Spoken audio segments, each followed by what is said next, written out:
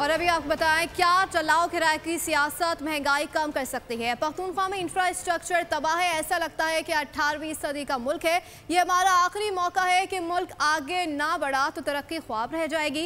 वज़ीर आला पंजाब मरियम नवाज का हिम्मत कार्ड के इजरा की तकरीब से खिताब। कहा दहशतगर्दी जलाओ घिराओ फितने ने कभी किसी कौम को तरक्की नहीं करने दी। सरकारी वसाइल को किसी सूबे पर हमला करने के लिए इस्तेमाल ना करें। जहनी मफलूज लोग काम करते हैं ना किसी को करने देते हैं। क्या वजह है कि जब मुल्क की तरक्की करता है तो नून लीग का दौर होता है?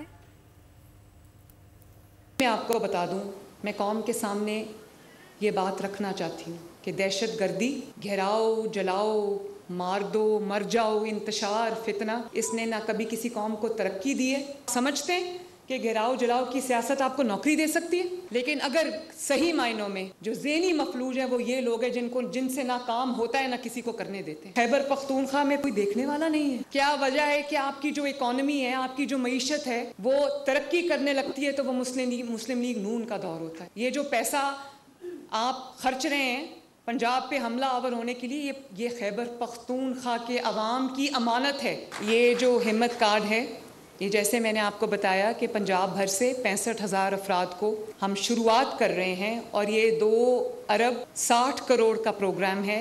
और हिम्मत कार्ड में जो 3 महीने के आपको 10,500 रुपये मिलेंगे। सब्सक्राइब करें और बेल दबाएं ताकि कोई खबर रह न जाए।